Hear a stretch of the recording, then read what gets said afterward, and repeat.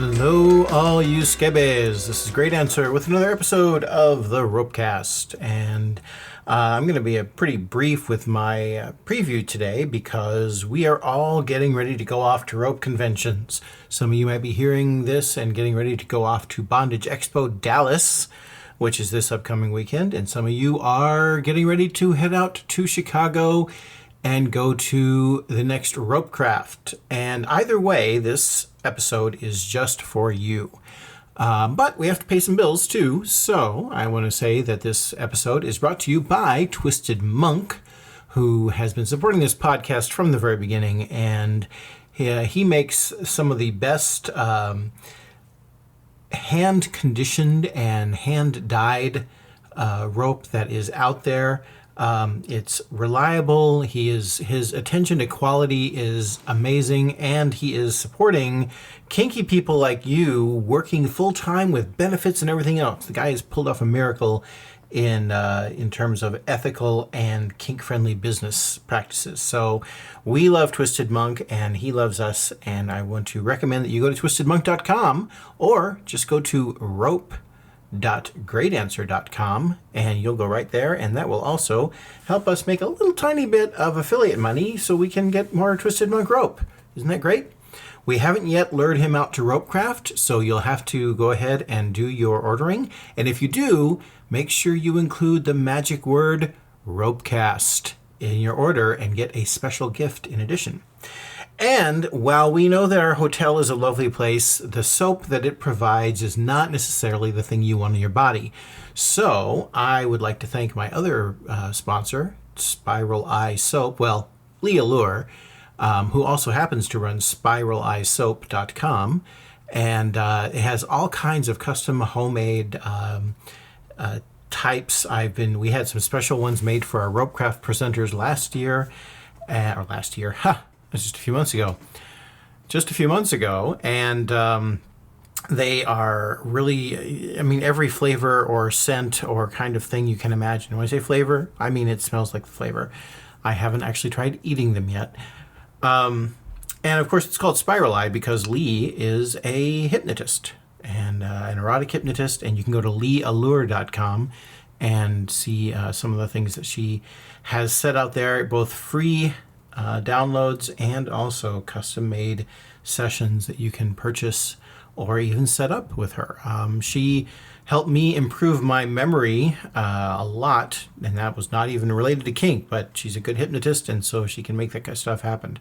Thank you, Lee, for supporting this podcast, and I hope that we get to run into each other at some point. One of the things about these people who are supporting my podcast is people I don't see nearly enough. But, as I mentioned, this podcast is a special pre-con event podcast. Now, there's a lot of different elements to this. If you go to libsyn.com/greatanswer, you'll see a couple of add-ons to the podcast. And what those are a checklist, a packing list for RopeCons, and also a list of suggestions that came from GoodMostTimes and Ojipan, a duo that come out of California, along with Mr. Bacon. Added a couple of extra things. And it was such a good list that I asked for their permission. They created it specifically for Bondage Expo Dallas, and actually specifically for the Devil Mask Society members who were going to Bondage Expo Dallas for the first time. It was so good that I asked them if we could please share it with the wider public, because there's a lot of people who go to RopeCons, and frankly, there's a lot of things in that list that I wish I had known, not just before my first RopeCon, but before my 5th RopeCon, or my 7th, or whatever. So they not only let us post the list, and you can find it at ropecraft.net/firstcon, and you can also find it on the, as I said, the show notes at libsyn.com/greatanswer. And you can also hear them now talking about the list. So go to those websites, get the list, take a look at them, read them through, and then listen to this podcast so that you can kind of hear the added commentary about it. If you don't get to look at the list first, I think the podcast is still really good to hear. The two of them are really great teachers and good friends of mine, and I admire them and like them a whole lot, which might just come out. This is not the most unbiased podcast you'll ever hear.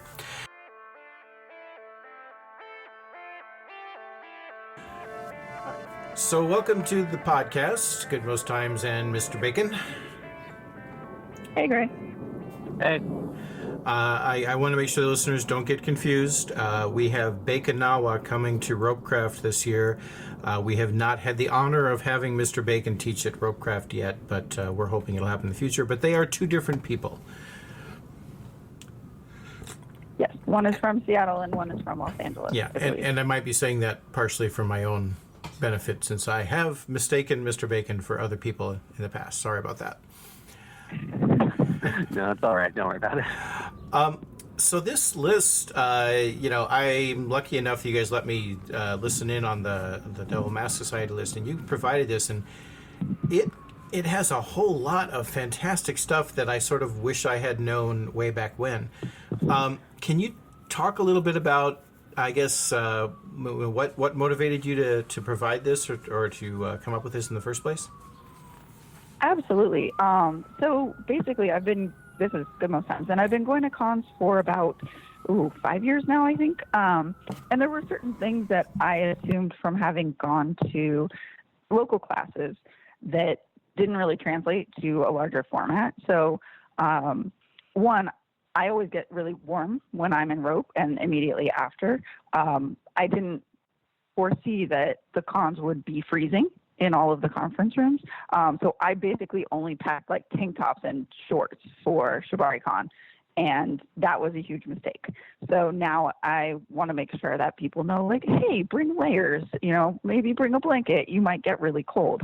And I just started kind of compiling a list of things that I would bring for myself. And then I realized, there are other people who would benefit from this, specifically now that Ojipan and I teach our monthly cell classes. Some of our students were wanting to come to, they're specifically going to Bondage Expo Dallas like this coming week. And so they were asking us, hey, what should I know before I go to my first con? How should I prepare? And rather than telling each person individually, I decided maybe it would be better if I kind of put all of my thoughts into one place and shared it with the entire group to sort of answer all of them, or preemptively answer, even if they didn't realize that they had questions. It would be a good place for them to start thinking about how they might prepare. And then, of course, since Mr. Bacon is a male, he had to chime in and give a few more extra. Is that the way it worked? Yeah, no, I felt that I needed to do that to meet our union quota. I just felt like I had some experiences that were, in addition to what Good Most Times was saying, was like, those are great. Here are some other things. And I think having a second person saying, hey, she's right, plus also here's these other things, which is why I think that a lot of my additional input was much more gauging expectations, because I think people expect a certain set of things when they go to a con, and when you get there, you're confronted with a lot of different things, and I just don't want people to be let down. I want them to kind of go in having understood what they're getting into. Yeah, I have to say that you both... Go ahead, Melissa.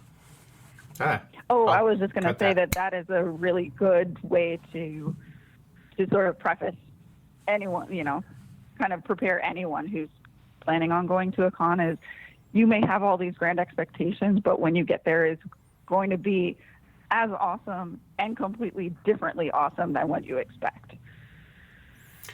I thought that it was neat the way you had sort of little hacks, both of you. Mr. Bacon, you had the bit about using landmarks when you're planning on things rather than just let's go meet at the party. And the look at what you want to take and subtract one, so that you'll understand. That was definitely from personal experience of like saying, I want to go to all these classes and do all these things, and then getting to like number 5 out of 6 and going, I think I can sit this one out. And just kind of since then trying to like revisit that. And I think it helps I think it helps you kind of narrow down exactly what you want to learn and not getting in extraneous things that like you're not super enthusiastic about. And also, I think it helps you like better gauge where your body's going to be at. So like, there's the must-haves and the nice-haves, and I think that's important. Yeah, it kind of relates to me to the idea of scarcity mentality. There's, especially the first time you're at a con, you sort of make the mistake, whether consciously or subconsciously, of thinking this is the only con I'll ever be able to go to. And there has to be room for more things later on. Yes, I think that is very key. I mean, your concept from the GRU always sticks with me of like the people who are here are the right people. So just because those people are all in one place at one time and you want to experience all of those things with those awesome folks, making those connections are going to allow you to experience time with them elsewhere, and you're expanding your network. So don't try to shove it all in at one time. Always a good suggestion when you're going to any kind of alt sex thing. Don't try and shove it all in at one time. I mean, that just leads to tearing, and that's awful. You had to go there.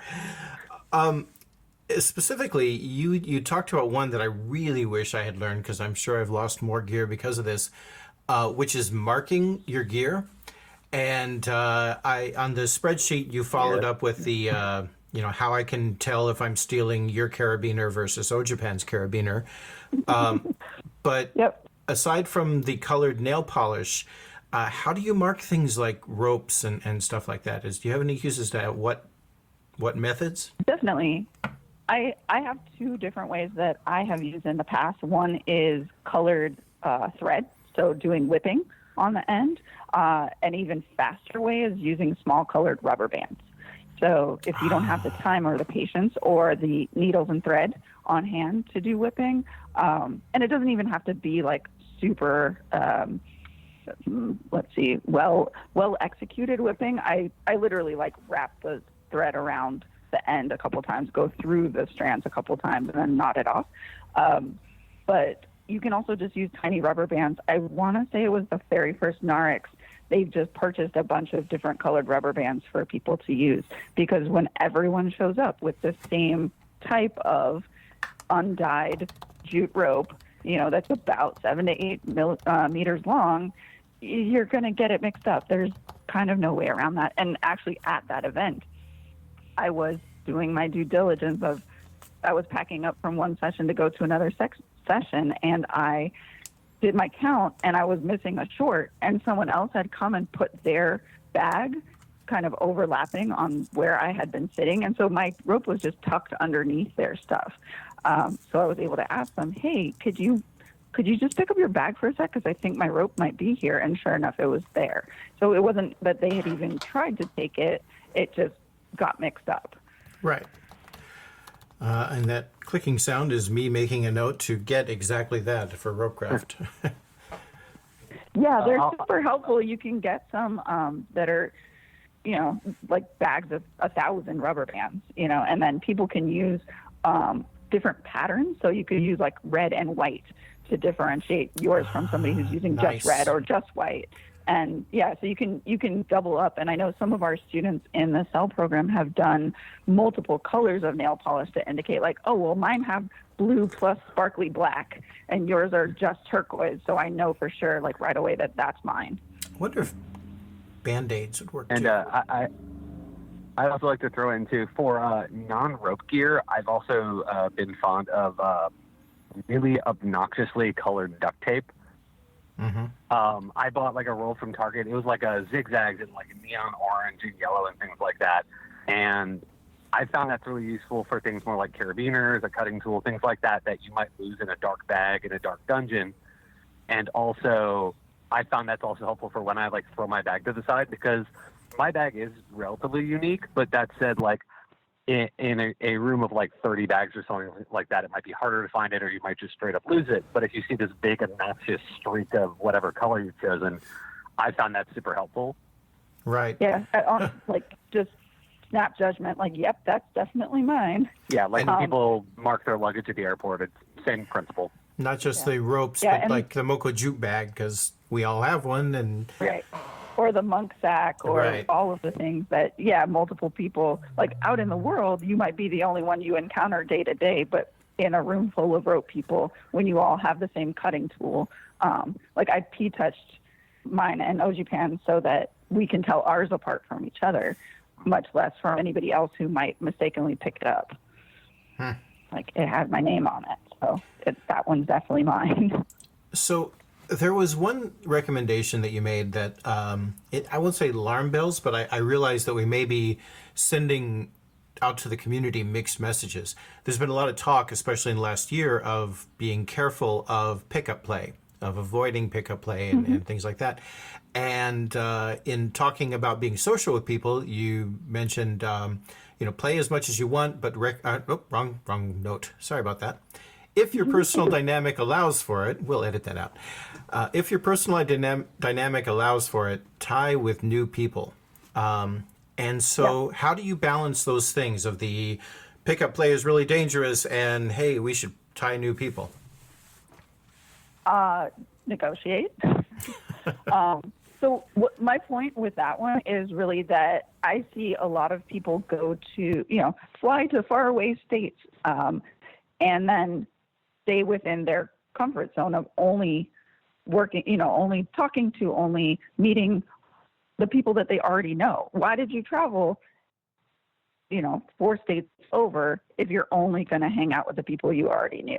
So for me, tying with new people is really important, but obviously, like everything that we all talk about of negotiation, and maybe don't do suspension with that person when you're tying with them for the first time. Like negotiate a scene that is going to be fun for you both, but isn't at the very bleeding edge of your risk profile that very first time, right? Like let's do a floor scene of this tie that I am very comfortable with doing. Not the thing I just learned in class, but the thing that I'm super confident in and that you are comfortable with as we describe it and sounds awesome. And maybe, maybe I can play with your toes a little bit, or maybe I can, tickle your elbow, like whatever it is that's going to get you to excited to play together, negotiate doing that, but that's not the most risky rope-wise or the most edgy sexual encounter-wise, but that you'll both have fun with. And then the next time you see each other, you can try something different. Also, I'd say I feel like comms, I'm thinking specifically of Bonajixo Dallas here, but they have the free range rope room there, and I'm sure other comms have some version of that as well. I think those give a very good opportunity to like meet people, maybe tie a little bit in a less pressured environment as well. So it's much more maybe practicey. So when you do get to the play parties, it's not the first time you're tying. You've already had kind of that cursory introduction, which is kind of helpful. I have definitely done that. Like I've met someone in the rope room, and even if we haven't tied, we've talked a little bit, so they've gotten to know me a little bit more as like a person just outside of the dungeon space. And then later on, it's like, oh wait, we did that one thing, you really liked it. Okay, we could do more of that. And again, like GoodMostTimes is saying, you don't have to go to 11. And I think that, like you were saying earlier with the scarcity mentality, everybody thinks I'm here, they're here, I have to do all the things all at once, I have to shove it all in, and pairing happens. Yeah, I think to that same sort of idea is that you can potentially work with someone, like pair up for a class to get a chance to tie together and see how that goes in more of a practice setting. If you don't already have a person that you're planning to work with, that's another way to sort of make those connections, figure out how you work together, and then maybe you have chemistry there and you decide you do want to do some play. That's another great way to do that. I know I certainly did that with a few people the very first time I went to ShibariCon. Gotcha. That kind of relates the whole idea of, pacing yourself and being aware of your risk profile or the limits of your skill set is a lot of the things that both of you recommended seem related to the idea of just pacing yourself, of making sure you get enough rest and things like that. Yeah. What do you say to people who sit there and like, oh yeah, I'm all set. I know I'm going to be fatigued, but I have a 5-hour energy drink, so I'll be okay. What would you say to that kind of reaction? Nope. That sounds like you're setting yourself up for failure. And like that, to me, that's a recipe for there being an injury or a consent incident, because you're either going to forget something that was vital, and that may affect your either the safety or the just the interaction you're having with that person. So you may forget at the bottom to tell somebody that you have a hard limit because you just are too tired to have gone through your entire negotiation checklist in your head as you're talking. Or you may forget, oh yeah, I have a giant bruise right there where we just talked about you were going to put the rope. And that's going to be problematic. And from the top side, like, the more tired you are, the more likely you are to have an accident, in the same way that if you're driving while you're tired, you're more likely to have an accident. Like, I just cannot stress how much I would discourage that as a concept. Yeah. Plus, also, I think that, like, people are trying to say, oh, I'll be fine. Oh, I'll be fine. I'll take a 5-hour energy. If you've never been to a con, you don't know how your body is going to react to that thing. It's like any new experience. And I think saying, oh, I'll be fine when you've just played in your own space is one thing. But when you're saying, oh, I'll be fine in this thing that is an entirely new environment over multiple days, which is a thing that causes a lot of emotional duress in yourself and in others. So you might even be fine, but you're playing with someone and they're not someone who you've played with before. They've had an entirely different experience, and you could have done whatever your thing was, but just because it's like your usual way of doing things may just like not go right that time, and you draining yourself is just going to probably exacerbate things at that point too. Yeah, and I would add to that, it doesn't matter if they are a new person or your regular partner. Like, Ojipan and I have had that at cons where I was like, you know what, this is not working. Like, we have some of our absolute worst scenes are at cons. And I don't know why that is. We haven't quite put our thumb on what's going on there, but we have awesome sex but terrible scenes. So, you know, I'll take it, but we haven't quite sorted out why that is yet. So it kind of doesn't matter whether it's a person you've just met. Everybody's having a slightly different experience, and you, like Bacon said, you might be awesome, but the other person's not quite in that same headspace, and your scene might go sideways because one or both of you are just not quite where you thought you were when you started. The other corollary to that, what I was thinking about when I was, first of all, I think the biggest reason why people should not take that is that on this list that both of you have created, it doesn't say, you know, when you get tired, pop another 5-hour energy. It says get the sleep, you know, cut the class. And if people who are, you know, well-known, respected teachers and performers and tires are saying that, we should just listen to them and not assume that, you know, somehow they are special snowflakes that are immune to that. But it also, fatigue also makes you more vulnerable when things go well to con crushes. I was thinking if I was going to add one thing to these lists, it would be prepared to fall madly in love for a few days. You know, that kind of stuff can happen, and avoid making any decisions about relocating for at least 3 days after the con. Definitely. I tend to liken cons to summer camp. So I don't know how many of your listeners will have gone to like a sleepaway summer camp, but I used to go every summer, and for like the 2 weeks after, while I was there, I'd be like, oh my God, all these people are like my best friends. This is awesome. And then you go back home and you're like, oh yeah, I'm not going to see them. We're actually not that good of friends. Like, it's okay, you know, and then you see them again the next time, and it's great while you're together, but I would certainly not want to pick up and move across the country because we had a good time for a week or 2 days or 3 days. And kind of on that same note, like the flip side of that is, oh, I fell madly, deeply in love with this person for those 2 days, and now I'm super depressed. So like the con drop that everybody talks about. A great way, and we're very spoiled here in Los Angeles, but a great way to sort of combat that is to have something awesome that you plan, maybe not the day you get back, but like a day or two after you get back, that is something that you can look forward to at home with people that are sort of part of your everyday circle, so that you're not just mourning this thing that you don't have anymore, but you have a thing that you can really focus your energy on and look forward to. And then one of the other things that I recommended was setting up a practice so that you can work on the stuff that you learned. So tying those two things together, you might set up a practice schedule with like your local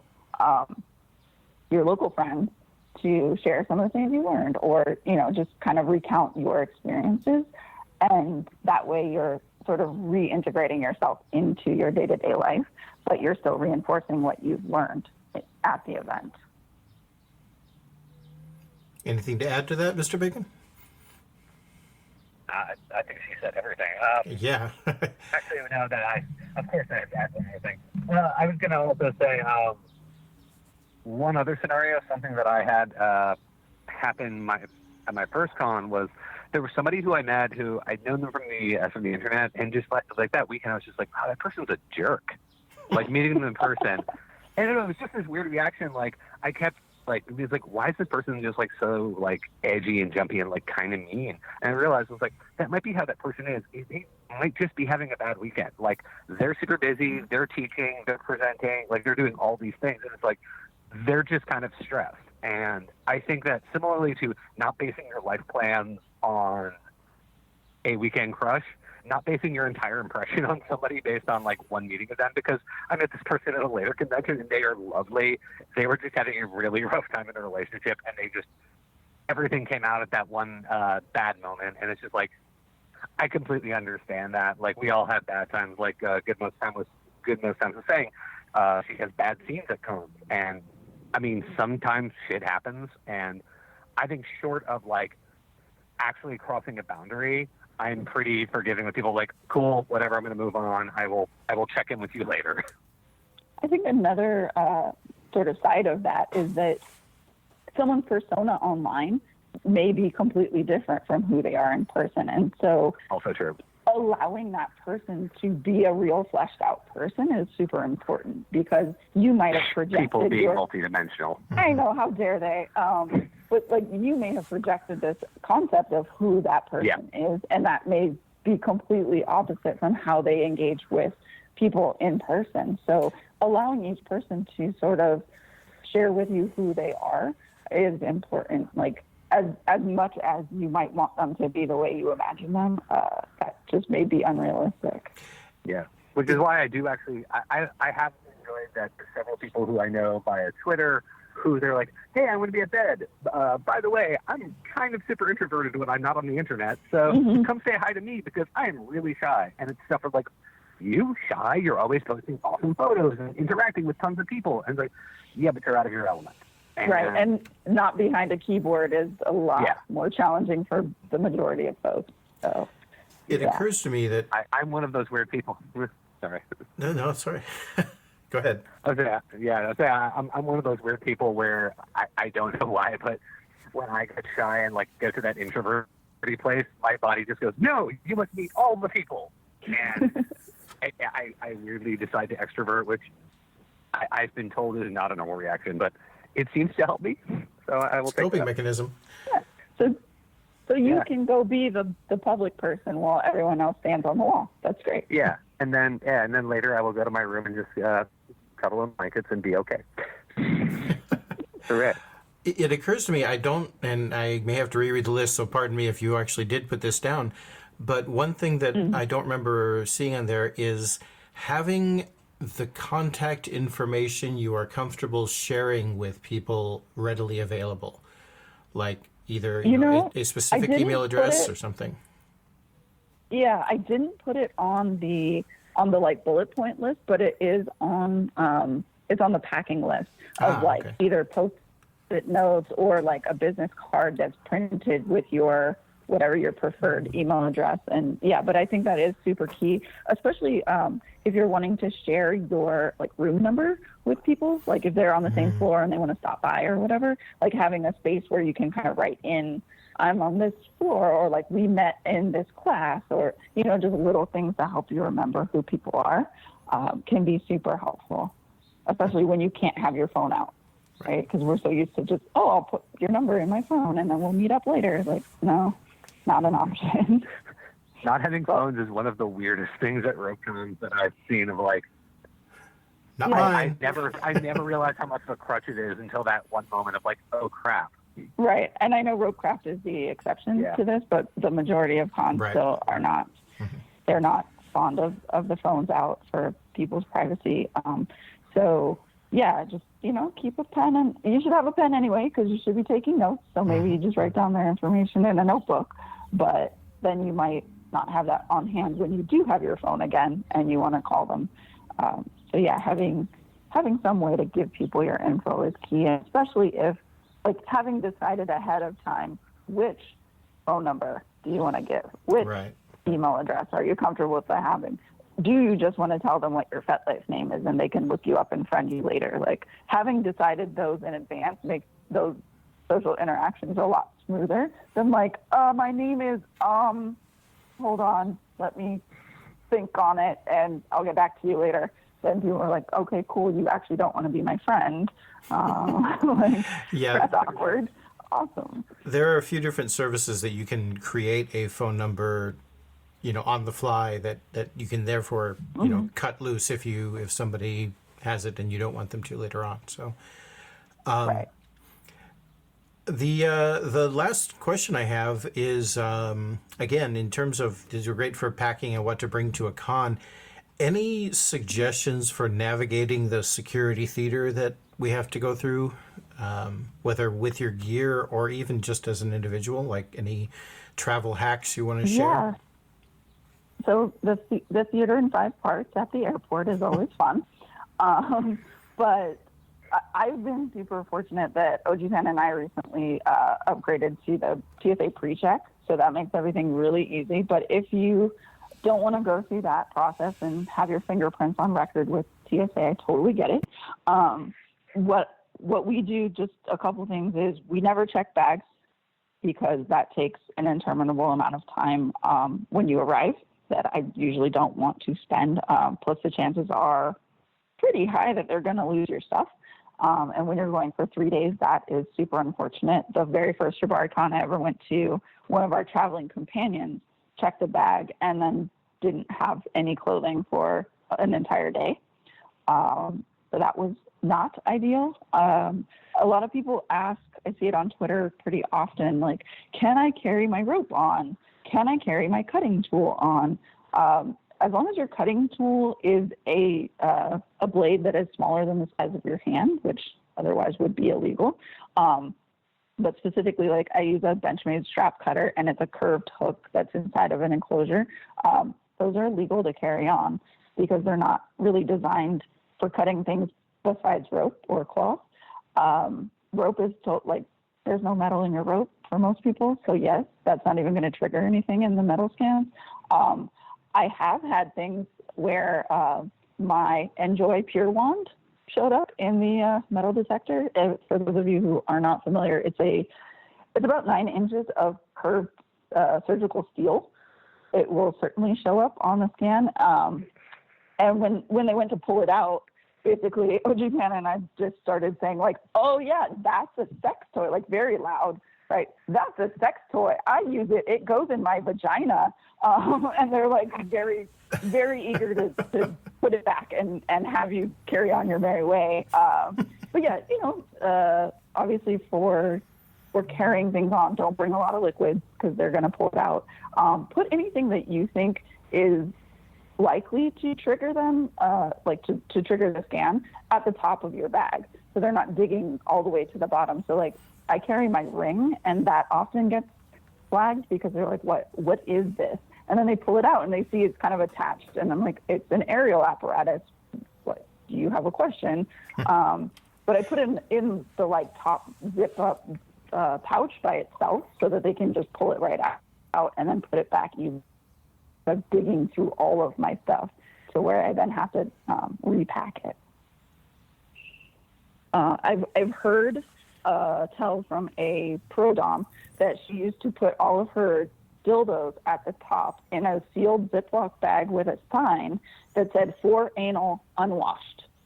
And so they would open her bag, see that, and be like, very good, zip it back up, and Carry send her on on. her way. Yeah. Nothing to smell here. Nothing even to though, smell like, here. Move along. Yeah, and they weren't, like, they were clean, but the sign would deter things pretty quickly. Mm-hmm. So, Any, Bacon, did you have any tips? Yeah. I mean, I agree with most times the strategy. I generally like the times when my bags have been searched when I've had kink gear in it. I've just been totally blunt with them and it's like, oh, what's this thing? It's a sex thing, and either that will deter the person from wanting to look further, or they will know the context, and that usually makes things a little easier. I have had my safety hook inspected by TSA, but yeah, no, having actually been through that process, they will give it back to you unless you get someone who is just deciding they're having a bad day and wants to take it out on you. I have heard of at least one person losing their safety hook, but it's like one out of however many people have been through the airport. So take your chances on that, I suppose. yeah, it's very arbitrary. Yeah, They made Cherry's that's Jubilee take out her nipple piercings and, look out, carry a 5-foot chain onto the plane. Yeah, that was Beyond Leather a long time ago. It is. Yeah, it is up to each individual screener's preference and like to their discretion, which is really frustrating. Like I've had nail files confiscated because it had a tiny point, but then I've walked through with a whole bottle of lube because I forgot that it was in my bag. So it's really, really arbitrary, which is frustrating. I'm sorry. One other thing that's been helpful too for me is like Good Most Times was saying with bringing only a check bag. If you're traveling with someone who is a partner or someone you trust, and they are not using all their space, please feel free to use that thing. Don't check a bag just because you think you need to get all your stuff into your bags. Like I couldn't have gotten my boots to one of the Bondage Expo Dallases without help from my partner at the time, just because her clothes didn't take up a lot of space. So I mean, you're paying for it, might as well use it if that is an option for you. And this is just a personal thing. If you're traveling with anything that's frozen, just be aware TSA will very likely pull stuff out of your bag. So when like you're like say me, and bacon? you're traveling with bacon, every single time. Actually, 4 out of the last 5 flights that I've taken with bacon, that has been searched because it is a large insulated package, which is very cold, and they can't see through it because of the packing material. And TSA usually doesn't believe me until they get it out of the bag. But then it's just like, oh wait, what's this random package? And then they pull it up. Oh, sex stuff. So generally, if you can avoid reasons to give, if you can avoid giving TSA reasons to keep looking through your stuff, just because, I mean, not ashamed of it, but also like that'll be an extra inconvenience for you. Yeah, it just delays the process. Like I said, if you put stuff to the top that you think put stuff might... to the top right away. Don't hide it in the bottom of the bag like you're trying to hide something that they have to dig through. Well, we also need to acknowledge that all three of us are, white, relatively affluent people and have a certain amount of privileges. Not going to make us subjected to the kind of suspicion that is oftentimes put out there unfairly. So Definitely. Definitely. Your mileage may vary. But again, for sure. But again, like if there are things that you think they might question you about, put them toward the top, and it will at least discourage the need to go rooting through your stuff and delay you longer than necessary. Absolutely. So, any final words before we wrap this up? If you could only give one piece of advice to people, what would it be? Take breaks. Take a lot of breaks as you need them. Yeah, I'd say think about the order of classes you're going to be taking. Just because if you're thinking of taking that super complicated transitions class at the beginning of the career, your hands might suffer for it. So choose accordingly. Oh yeah, actually, for riggers, bring some lotion for your hands and plan on doing some stretching and maybe holding warm cups of coffee or things. Great. Yeah, I think it was Sterling who recommended to me using electrical tape on your fingers to help prevent the chafing. Nice idea. Well, thank you both for taking time out of your day and have fun at You're bed. welcome. I won't be able to make it this year, Thank you. but it's a great event. And if Yeah, people so can have get fun to at it, Ropecraft. yeah, well, and we will, and hopefully get to see you guys out there as well sometime. Awesome. Yeah. Thank you very much. Thank you. Take care, Chris. Bye-bye. Bye.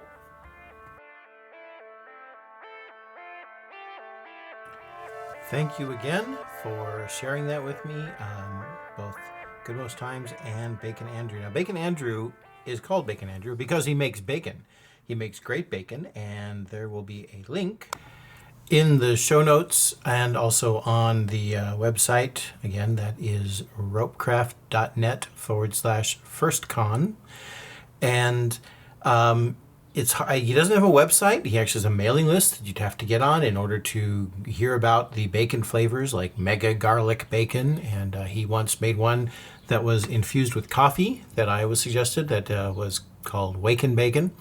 And yes, he can ship them, and it's really good stuff. So there's even a T-shirt with Bacon Andrew on it. So love to support these kinky entrepreneurs, including people like Twisted Monk, twistedmonk.com, who supports this podcast, and leeallure.com for erotic hypnosis, or her spin-off site, spiralisoap.com, which is a beautiful site to go and just look at all the fun, sudsy stuff you can get.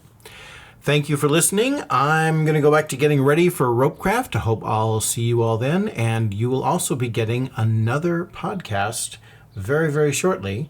It's actually already in the can. I just have to wait a little bit to send it out. So thank you all for always for your... Blah. And meanwhile... if you haven't got your Ropecraft tickets, you should do it soon because the ticket prices go up on May 1st, and you can get that at ropecraft.net. You can always reach me at greatanswer@pm.me. Yes, that's right, new email address. Or Twitter, I'm Great Answer. FetLife, I'm Great Answer. Easiest person in the world to stalk. In the meantime, I'll be here at rope bondage capital of the world, Madison, Wisconsin. That's some good rope.